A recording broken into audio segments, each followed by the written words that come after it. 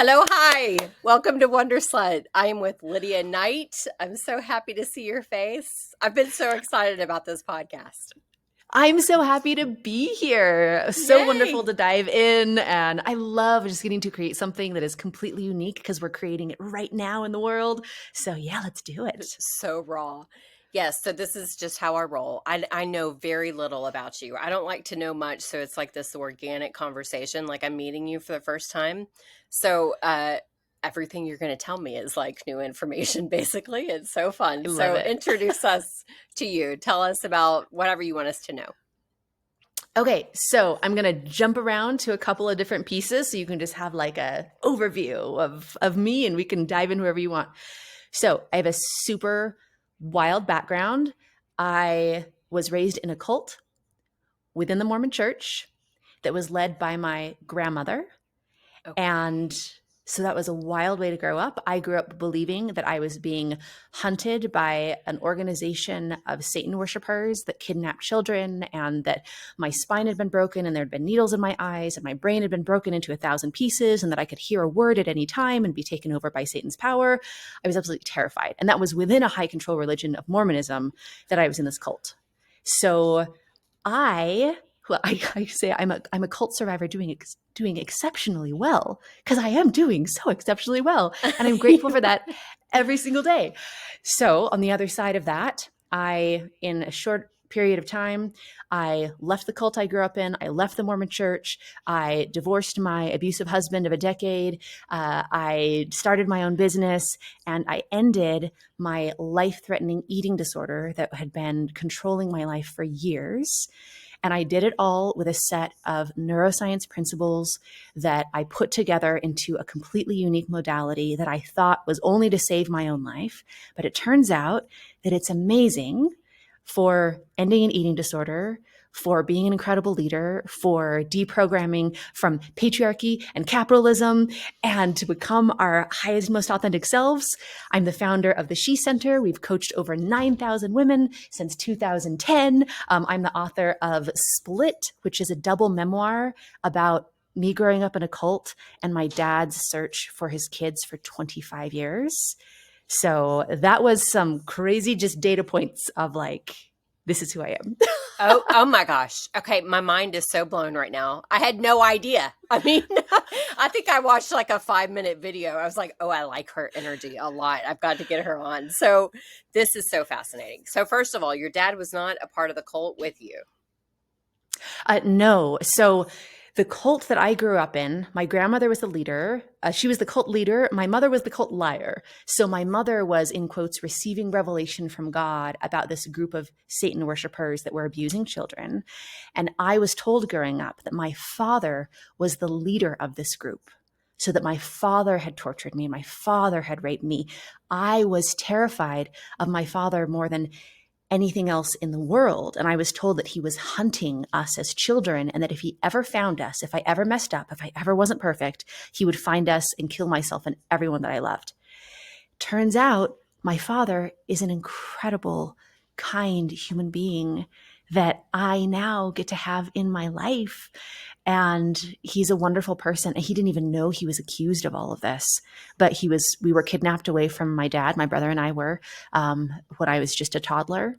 And he didn't see me for 25 years, and he's still never seen my brother. Oh my gosh. So your brother is still in it? Yeah. Yeah, 100%. Okay. He's been in the same room in the basement for the last 20 years. Never had a job, never gone on a date, never gone to college, just been in a basement room. Are you in contact with him? So, Rebecca, for about 12 years, I really tried. Like I would fly out and like try to see him and, knock on his window, like send him a letter, because he has no idea the truth, right? Like as soon as my mother and grandmother, I call her G-Ma in like, as I tell this cult story, but as soon as they found out that I knew it wasn't true, they freaked out and they completely isolated my brother. So he has no idea. He might think that I'm dead. I don't know. But for about 12 years, I tried everything to get in contact with him. I would come into town. My mom would call the police. So I've tried enough to know that he knows that I'm here, I hope, and available. But there's a certain point where in our souls, it's like we do our due diligence, we let our heart heal. And I have no longer tried to get in contact with him after about 12 years of trying. Sure. So, yeah. Okay, so I am so fascinated by this. It's a crazy story. It is so crazy. So I was raised Southern Baptist, very fundamentalist, and just Yeah. 2 days ago, I'm sitting in church and I'm thinking, I am a part of a cult. And I've kind of thought that before, but I didn't really flesh it out, or I don't know. I didn't follow up with that information. So I did like this deep dive on Sunday after listening to this sermon that really disturbed me. Yeah. And I left Christianity a long time ago, but I realized I'm subjecting my children to the same information, right?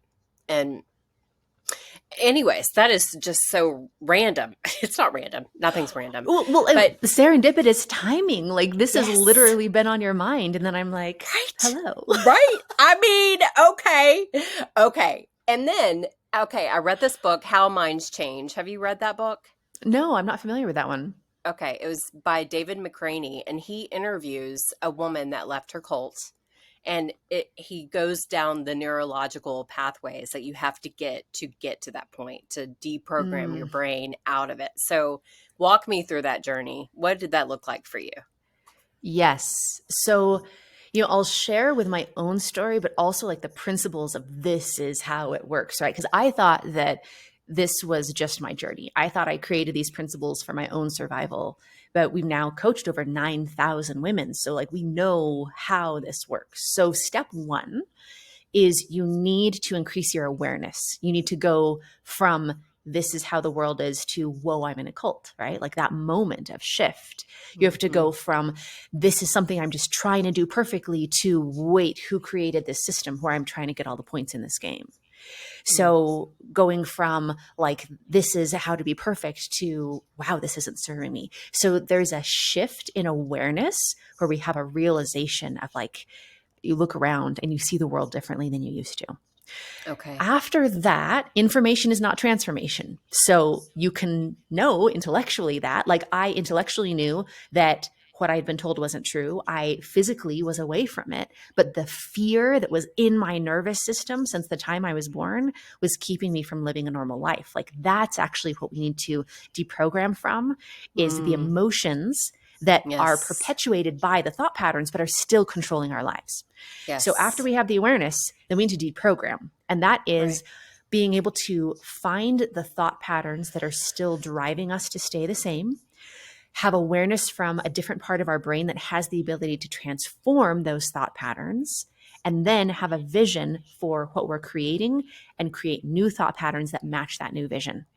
And it's a very predictable process, from like ending eating disorders to ending imposter syndrome, people pleasing, perfectionism to I told a story the other day of a client who accidentally doubled her salary by understanding her brain better. We were coaching her and she was deprogramming from people pleasing and accidentally doubled her already substantial salary. So this is like the root of creating the life that you want. Yes. So it's like manifestation. There's so many things. The law of attraction, what you think is what you believe, like all of these things. So how personally did you realize that you were in a cult? Like what happened to signal that to you? Yeah, so it came in a couple of different layers. The one was that I started prioritizing what was true rather than prioritizing what felt safe. And that was a big thing, especially being raised to be so afraid for my safety. But I 100% believed the cult story. And as an adult, I wanted to know the truth, because it was also, we're going to tell you these scary things that happened to you, Lydia, but we're also going to like have it be a secret that you can't talk about.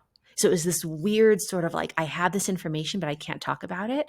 And as an adult, I was like, I want to talk about it. I want to see the boxes of evidence you've told me all growing up that there are, documenting the horrors that have happened to me. Like, I want to know the truth. I want to see it for myself. And my family was not going to let me do that because I Right. asked. I thought they would show me it. Like, they're like, no. They're like, we would rather you believe that it's not true than for us to show you the evidence and for you to have your brain break and you be controlled by Satan and all this. So I did the first sneaky thing I'd ever done in my perfectly obedient life. And one day when I was in town and they were gone, I went and I looked at the boxes of evidence, I'll put in quotes, and there was nothing. There was nothing. What there was, however, was this big, thick packet that was a training manual for police officers of how to recognize satanic ritualistic abuse and like worship. I was like, weird. So like I opened it up and it's like, well, Satan worshipers flip everything upside down. So when you're in Christianity, you get baptized in water, but Satan worshipers baptize you in blood. And I was like, oh, I was told I was baptized in blood. Next page, next page. Every single thing in that manual I had been told had personally happened to me, but this wasn't a manual about me. This was like an informational manual that was part of a bigger cultural thing that was happening that my whole cult was based off of, which was the satanic panic of the 80s. It wasn't just me that was experiencing these sorts of beliefs. So I realized it wasn't true. There wasn't any evidence, but it still took me years to be able to come around to the courage and the understanding to actually like leave, because you understand it with your mind first and you understand it with your body next usually. So that was like the big crack in the wall. So something in your body signaled like, I need more information. And that was the beginning of you unraveling it. Was you had some knowing inside of you that this isn't truth. Right? Not consciously, but I do believe Okay. that my body had a knowing that was driving. It was just this, I want to know the truth. I want to know for myself. Like that was a big thing that changed my life. Yeah. And you were married by this time. Yes. Okay. And why? I mean, what was the whole point behind it? Were they genuinely that afraid, or were they just trying to control you? Or simultaneous, I guess. Yeah. I mean, one and the same. The why, wouldn't it be cool to have an answer to that question? I have theories though. So are you familiar with the satanic panic of the 80s? A little bit, yeah. Okay. I was thinking you might even have experienced it like, oh, these toys are made with satanic symbols and you can't play with these toys or watch these movies. There was a big thing about like Harry Potter books or, it's like, so what happened in the 80s was that it started turning up that there was a lot of child abuse going on. Like this is a real thing, like children are being hurt. Yes. And in especially Christian communities, the response was not our men. Like if there are children being hurt, it can't be our fathers and pastors. You know what? It's probably Satan worshipers. They're kidnapping our children.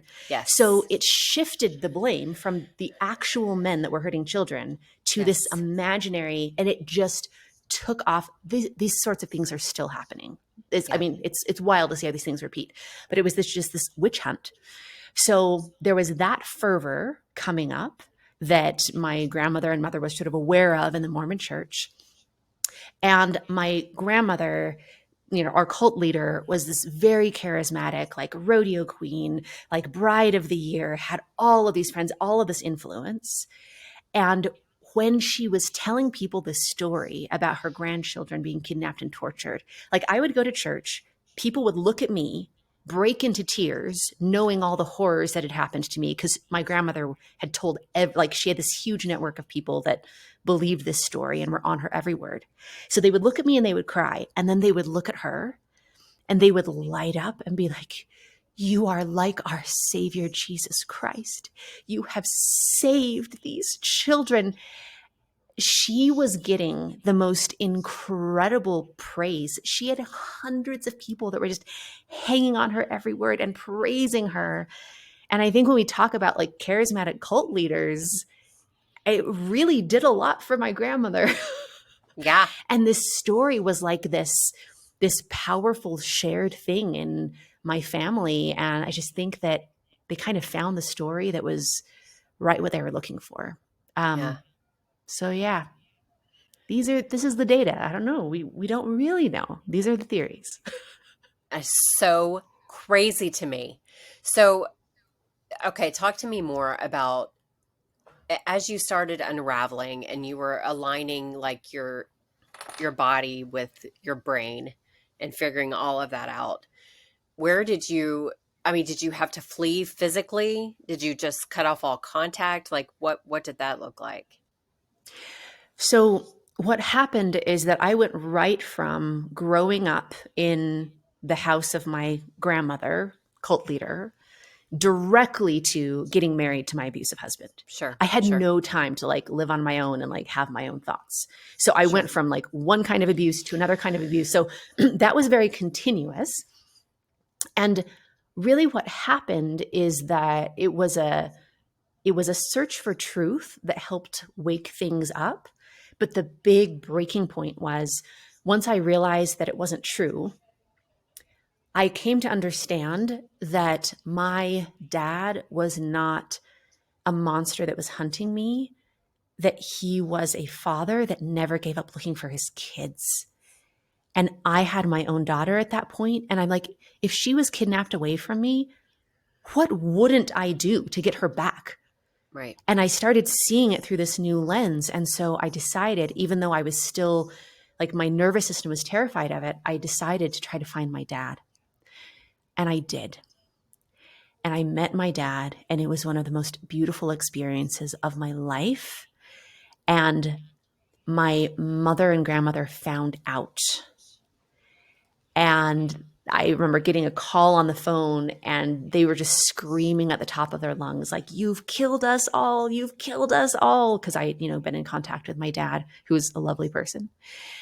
And that was the no contact. Like, I was disowned at that point. I wasn't in touch with them for about 5 years after that. So it was a rebuilding from there. I knew I might lose the people that raised me. I didn't expect for it to be so sudden. So that was a really hard thing, but absolutely worth it to have my dad in my life. Yeah. Oh my gosh, your sweet father. That like breaks my heart. I mean, He's amazing. nobody wins in this situation. I mean, good grief. So Yeah.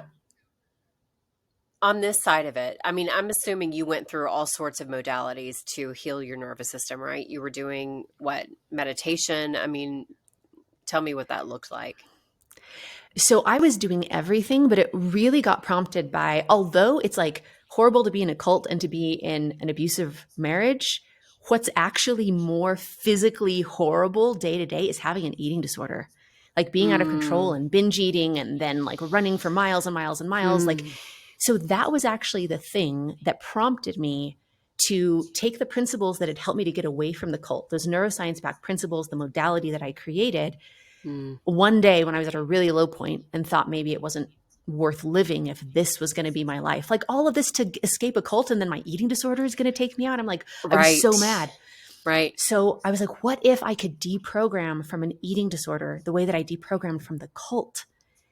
And like it worked. It worked so well. In 1 week, I was completely free after years. It was the only thing that had ever worked. I've been free since. Went on to help over 1,000 women to end their eating disorders, and then took this modality to all sorts of different places. So yes, I've tried everything. What really made the difference was what we call the 5 Cs. So it's a set of neuroscience principles to essentially deprogram from the limiting beliefs and what's holding us back, and to create the life like we love that is authentic to us. So that made the biggest difference. And what's so nice, like we had a client who she's like master in Reiki and yoga instructor, and she had an eating disorder. So she could never enjoy any of those things. She did the 5 Cs, she ended her eating disorder. And she's like, all of these modalities I can actually enjoy now, and I can actually access and make a difference in my life, Mm, because I had to get out of crisis first. Like I had to deal with the root of the problem. So there's so many beautiful modalities. I've tried a lot mm, of them, but you've mm. got to get to the root. You can't just modality yourself for the rest of your life to keep your head above water. It's That's very still true. miserable. That's very true because you're still a slave in your brain to what you're Yeah. thinking. And that's really the root of all the problems. That is so amazing. Okay, tell me what the 5 C's are. Okay, so the 5 C's are a set of neuroscience-backed principles to really change how you are aware of your thoughts, be able to change those thoughts. And let's dive into the first of the 5 C's, because that's something I'm we can taking start taking notes. action on right away. Okay, all right, beautiful. Okay. So how our brain works is we've got our lower brain and our higher brain. Our lower brain is about survival. It's about keeping us the same. It's about even if it's a really good change, don't make changes, because like stay the same, right? Our higher brain feels like us. We call it like the chatter brain is that lower brain. The U brain is our higher Oh, prefrontal cortex. okay. Yes. Yeah, it's the one that Okay. like can make a Can better you life say and like visualize. ego? What is it? Ego and what's the You other one? can, but Freud is kind of a gross human being, so I don't. Okay. let's not even go there. Freud Okay. is a Okay, I love it. ridiculous I love person. it. So lower brain, higher brain. Yeah. Yep. The You chatter brain and the U chatter brain, versus right? you. Okay, I got Yes. you. Okay. So what it feels like is when we want to do something better in our life, we intellectually know that's what we want. Like, I want to get a promotion, or I want to get on a stage. I want to have a better life. But then when we go to make that change, we feel this sort of irrational fear of like, no, don't do it. Like, oh, what if you embarrass yourself? Oh, you should get a little more prepared first. That's our lower brain Mm, keeping us back, trying to keep us the same. So the first yes. of the 5 C's, the C is chatter. And the Okay. chatter is what the chatter brain does. It's the narrative, it's the thought patterns that keep us small and keep us the same. Mm-hmm. Our higher brain, the U brain, is the part of our brain that's in charge of speech. So if you can hear your voice with your own ears, you're activating your higher brain. So a fun little neuro hack is you can start, like when you feel that fear or anxiety, start saying the thoughts out loud that are holding you back. Don't try to sort them in your Yes. brain. Say them out Yes. loud. And a cool thing happens is you're Okay. activating your higher brain, and your higher brain can now start doubting those patterns.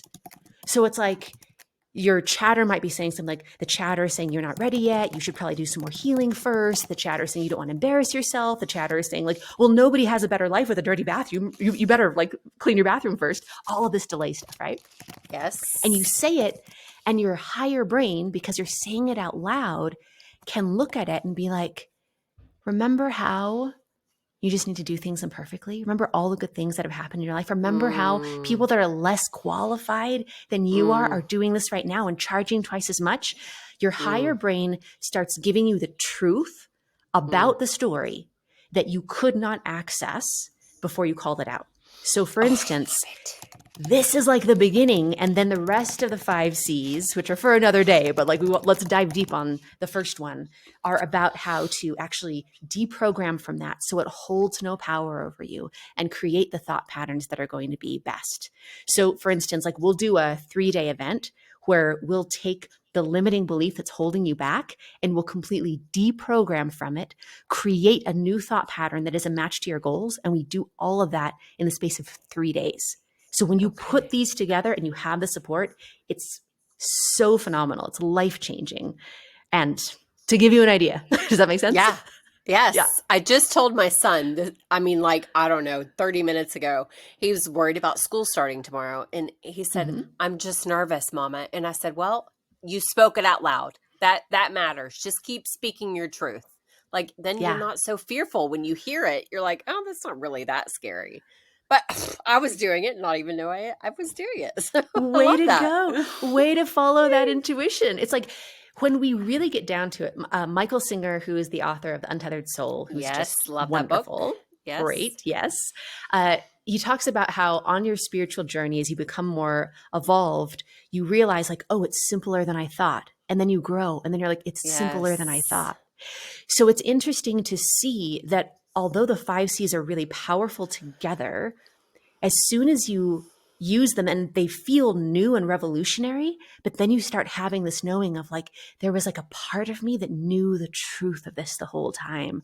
Because things that really work, things Yes. that are really true, have a deep resonance with us. So yeah, that's so cool. Way to go, Yes. following your I intuition. love that so much. Oh my gosh. Well, I've done a lot of research on this also. And there's a lady, I cannot remember her name right now, Tiffany, maybe somebody. She said, record yourself uh, like speaking your visions as if they've already happened, because it does something to your brain to hear your voice say, oh my gosh, Hmm. this thing just happened. So I have like all these different podcasts of things that I'm manifesting, acting like myself as if they've already come true.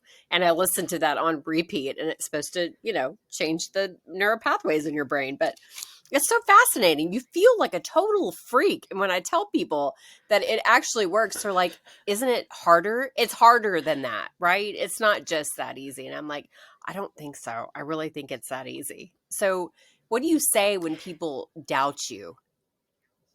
Yeah. So I don't think that it makes a lot of sense to ever try to convince anyone of anything, because then you're in this like opposing energy, right? I always bring it back to there, you don't have to do it. Don't believe me. If you want the Right. result, try it and see if it Right. works. And if it's not worth Yes. trying it, then you might not care that much about the result, and then just give yourself permission to not care. Just accept your life. Don't make it better. Because what happens is that the Right. more we try to like push with that energy, the more resistance that we have internally. And so Yes. when we like, if you want to have a better life, great, I have something for you. If you don't want to do it or if you don't believe it, that's fine. But believing Yes. something, this is very culty of like, just believe me without any evidence, without trying Right. it. It's Right. like, I do the opposite of that because I'm against Yes. cults, if you might imagine why. I'm just like, Right. you don't have to believe me. You can try it and Right. see. And if not, you make your own choices. Like high That five. is Like so this true. saved my life. It's transformed the lives of 9,000 other women, but they all wanted that transformation Right. more than they were attached to their doubt and resistance. Oh, that is so good. I think it was Lewis Howes that said, not everybody wants to be great. I mean, they say that they do with their mouth, but they really don't when it comes down to Yeah. it. They don't want to put in the work. And I find that fascinating because they are afraid and they're comfortable with their life and they don't want to do the things because it is uncomfortable to change. I Yeah. lost so many people when I changed my life, and it was real painful. But God, I Yeah. would never go back. It's like freedom. It's Absolutely. just freedom. And we always see the people that we're losing as we grow because they're the people in our lives. But who we Yes. don't see is our incredible Yes. next level community that is a match Yes. to who we've become. So that's a great Yes. thing to remind ourselves of when we're in that loss and Mm, grieving of like, mm, I'm entering into a new frequency with mm. people that are like my people as of Oh now. my God. I love that so much. Okay. So do you want to keep walking us through the C's? Do Yeah. you? Well, I think Okay. practicing that first deep dive, because I'd remember information is not transformation. So I'd rather have something that we can all practice right away rather than take notes on like everything. Okay. If you want the transformation of it all, we have great ways for you to do that. But I say Okay. start getting momentum, get like the proof of concept of, wow, this really changes things. Yes. Oh my gosh, I Yeah. love it so much. It is fascinating to me. I was thinking yesterday, so many things have happened that are like lining up with our conversation. I was thinking, Mhm. I feel almost like people that I used to engage with, I don't even see anymore. And I am terrible at names. Terrible typically. But if I feel your energy, I will never fucking forget your name. And there's something to that because I do believe that like when you're resonating at a certain frequency that other people you just don't see them, you don't hear them, you don't, and same for them to you. So they're just not your people. You're not Yeah. vibing on the same level, and it's about energy. It's not even, I'm not being rude. I seriously, my brain is literally not recognizing you. Do you Yeah. think there's So you think there's some truth to that? oh, I know there is. There's like we could nerd out on the neuroscience behind that. So the Yes. other day I was on a stage in front of this incredible audience giving a talk about the neuro like how our brains are an algorithm. So it was the neuroscience of leadership and how our brains are an algorithm and how we can change the algorithm of our brains. And so there's something called the reticular activating system that works just like an algorithm in our brain, which is it whatever we believe, Our brain brings evidence and examples of that to keep on reinforcing what we believe. Yes. And whatever doesn't support that belief, our brain will literally filter out. It's So, so Rebecca, I'm going to crazy. give you a fun example of this Okay. Okay. that just happened. You just told the algorithm of your brain, I am horrible at names. I'm so bad at names. Yes. So your brain is going to be like, oh, yeah, here are all of the examples of when you forgot someone's name. Yes. And you have examples of when you've been amazing at names, but your brain will literally filter those out. So imagine that principle on the level of these are my people, this is where I'm going, these are my goals. If you're really focused on that, your brain will guide you toward being successful. But when we say, I want to double my salary, and when our belief is, I don't really deserve more money yet, our brain is going to keep on finding the evidence of what we believe, not what the affirmation is. So Yes. knowing how to change the algorithm of our brain changes everything. Yes, I totally agree with that. And I feel like for me, it's all about worthiness, right? It's about believing that you deserve it, first of all. Yeah. And we are so programmed to believe that we don't deserve anything good, or you have to work really hard to earn it. And it doesn't come to you with ease. You can't just like be a podcaster and work 3 hours a day and earn an income, right? I mean, that's the program that we've been taught. It's so fascinating that the opposite is true. You're like, and they're like, well, you're just special. I'm not like you. You know, you're a unique human being. Guess what? We all have this inside of us, right?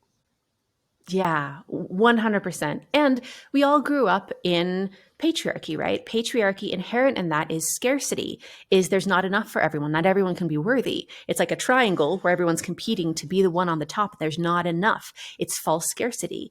When we talk about matriarchy, it's like a circle where you are alive, so you are already worthy. You are already taken care of. We're going to sit in an equal circle, look at the mission in the middle of us all having abundance, and we're going to have solutions for all of that. So there isn't a competition. And this is the root of like who we really are as people. And we've gotten off course for a little while, but now we're coming back. So it's wonderful to be part of that. I know. Oh my gosh, I feel like the divine feminine is rising. And it's not just women, it's in men too. They're stirring. You can feel it in them also. So yeah. did Well, you what we say is, Go a ahead. better world for women is a better world for everyone. Yes. Yeah. Yes. 1,000%. Did you remarry? I mean, what does that look like? Yeah. So for about a decade, I was in an abusive marriage, left that guy. Yay, great choice. And so I'm not remarried because, when in the study of women and humanity and all the love and respect, I think we are all on our own journey. But marriage, like legal marriage, is not something that's created for the benefit of women. So I'm not married, but I do have an incredible partner that I've been with for, it'll be 9 years pretty soon. And he's amazing. And he is a man who has definitely examined his privilege, and he's deprogrammed from patriarchy, and he is incredibly happy and like solid in himself. And it's incredible to see men who have deprogrammed from the performance of patriarchy. They're incredible. So yeah, I had very high standards. Once I left an abusive marriage, I'd much rather be alone than be with anyone that isn't incredible. And I happened to find someone who's incredible. Well, I think you attract what you are. So that makes total sense to me. I was like giggling because you were like, yay, that was a great choice. I was like, how fun it must be to be you. You're like at home talking to yourself like, we did so good. I'm so proud of us. It's so unlikely to be living this incredible life that I get to live with where I came from. So it really is a delight to me, like every day. Like I look around at my life and I'm like, yes, I'm a miracle of a person. Like It's so unlikely that my life is this good. And I love getting to share that and see that in other women's lives. Like it's the best. Yes. And I follow this lady, and she talks about the nervous system and why it benefits your whole body to believe that you're a badass. And it's not about your ego. It's not about, being like, oh, look at me, I'm so great. And also, look at me, I'm so great. But so are you. Like, why are we telling ourselves anything other than that? It doesn't make any sense. So we can like stay small and not ruffle feathers, like be palatable to people that want us to just fit in their narrative of what human beings are supposed to be. Do you have any thoughts about that? I would love to hear that. It's really interesting to look at that through the lens that we just talked about of the triangle of patriarchy versus the circle of matriarchy. Because with patriarchy, because there's scarcity and not everyone can be at the top, then if I'm like, I'm amazing, I'm a badass, that is inherently saying, so that's my position and Yes. you must be lower to elevate me. When in Yes. matriarchy, when I'm like, I am such a badass, I'm amazing, there's like a yes and, like, yes, you are, and so am I, and we can both be badasses. And how do we support each other Yes. and being even a higher version of ourselves together? Like, that's what gets to be part of it. So the only Yes. reason that like we have this chatter of like, oh, I shouldn't brag, or like I shouldn't feel so great about myself, is because of a false scarcity that is created to keep women small. Yes. And competing with each other for the attention of men. That's also a part of Yeah. it. Yeah. Yeah. Um, okay, shit. What was I just thinking? Okay. Well, I lost it again. Um, It'll come back if I it's know. meant to be. You're right. It will. Oh, there it is. Okay. Someone called me a spiritual guru once, and I was like, no, I don't like that at all. I am showing you what I'm doing with my life that is benefiting me, that is making me light up. And just so you maybe want to do the same thing, but please don't look at me as your leader. That makes me feel real gross. So, do you have any thoughts about like what that looks like? Yeah. So we had a beautiful event here. Like, this is my home, but we also use it as a retreat space, because it's dream home. Like, we manifested this home with the neuroscience of manifesting. So we had a beautiful event, and we had women come together from all over the world, flying in, incredible transformation. And what I didn't expect is that a lot of them like brought me really beautiful, meaningful gifts. And that wasn't on my radar at all. I didn't ask for gifts. Like, that's not my love language. I'm just like, oh, like gifts. And there was also a gift of like them saying so many beautiful things.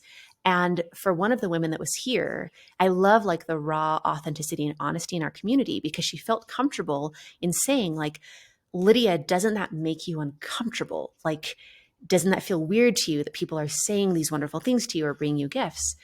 And what I realized is so important is when people give us a gift like that, whether it's calling us a spiritual guru or whatever it is, it's not about us. It's about what we mean to them. And there's a gift in their expression of being able to say it. God, I love that. So yeah, right. Like, the really healthy version of that is, thank you, I receive that. But it's not something where we're like, oh, well, now that I'm a spiritual guru because of what someone else said, because that's where my validation is, then I get to do these things. It's just a thank you. It doesn't change how you feel about yourself. You already know you're a badass. But then it's a gift for the other person to express it. And that's the abundance of us all lifting each other up, because it doesn't matter what you think of me. Thank you. I'm glad I'm glad I mean this to you. What a beautiful thing. But it's not changing who I am, what you think of me. Oh my God, that's so good. Yesterday, my tarot card was along those same lines, and it was about receiving is just as beneficial as giving. And it is so hard to receive compliments. We have been programmed to deflect, right? And to minimize and to Yeah. make ourselves, not great but I love that so much that it is the gift. That is a gift. Because I can think of a million different women. You right now are a gift to me. What a beautiful way of looking at that. Oh, I love Yeah. that. And Rebecca, I have practiced literally saying, when someone gives me a compliment or, shares something wonderful with me, thank you, I receive that. Yes. So that the cycle is complete. I'm not resistant to it. I'm not pushing it away. I literally speak the words.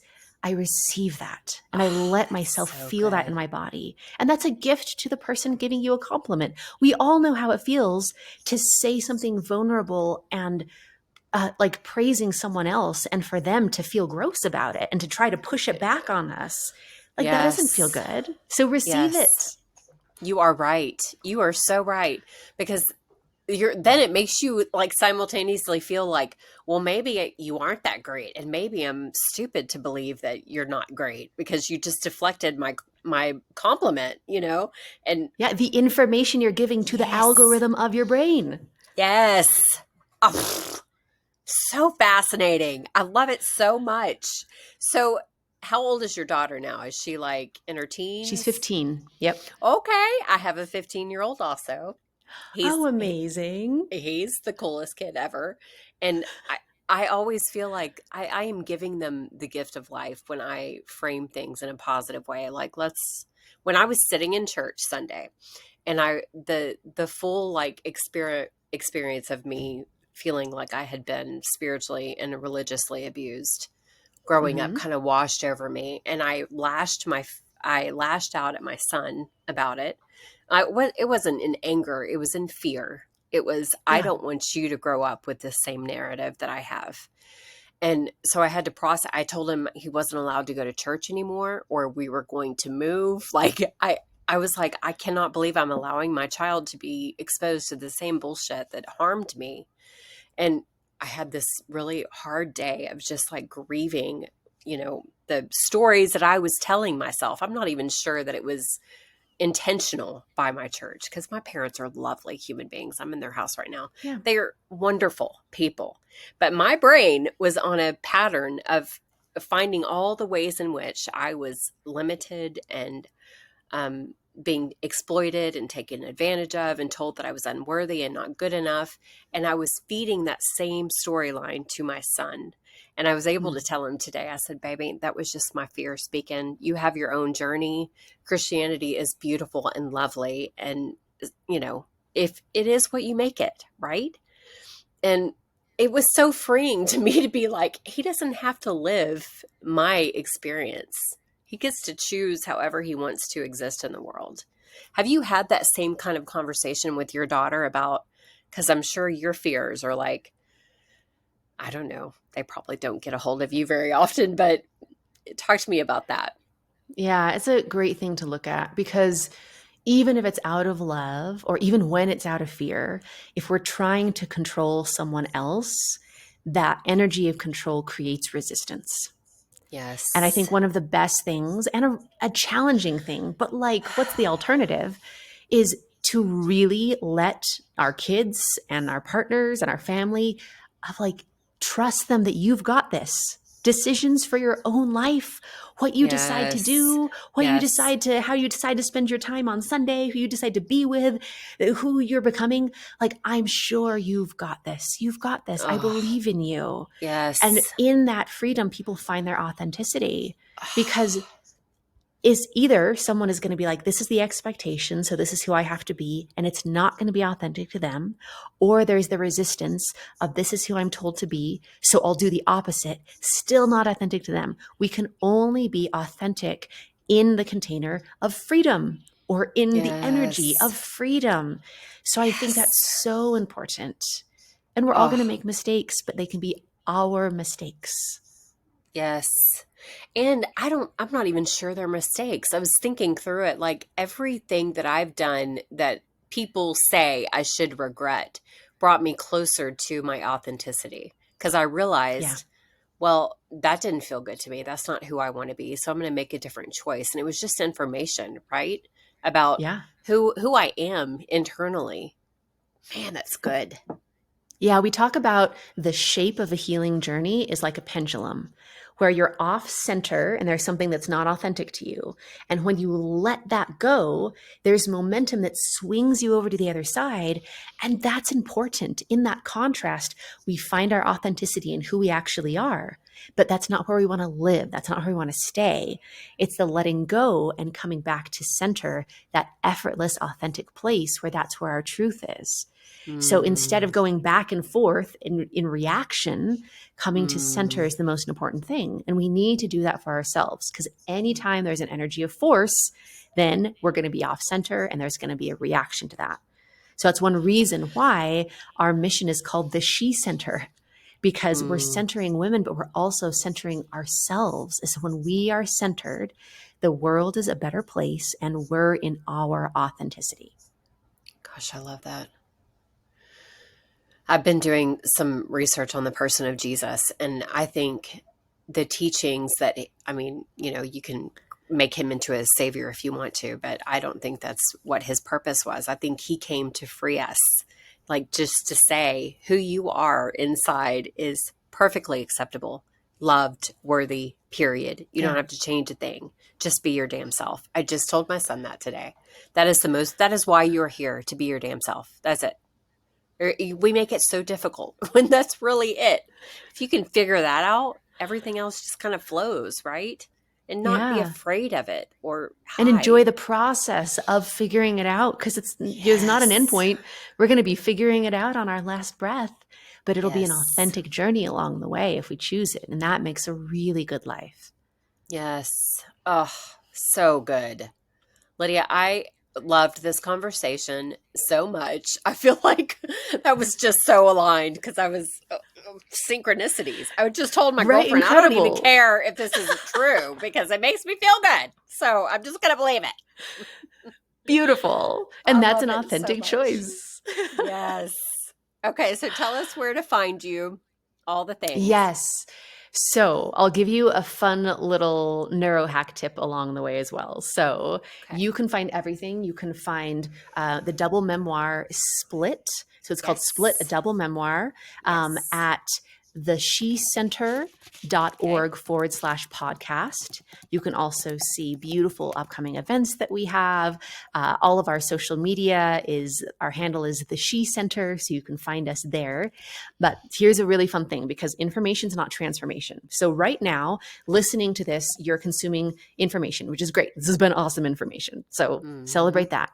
But as soon as you take what you learned and put it into action, like when you go to your browser and you type in, or your phone, theshecenter.org/podcast and press enter, celebrate in that moment, because you've taken it from information to now you're taking action on it.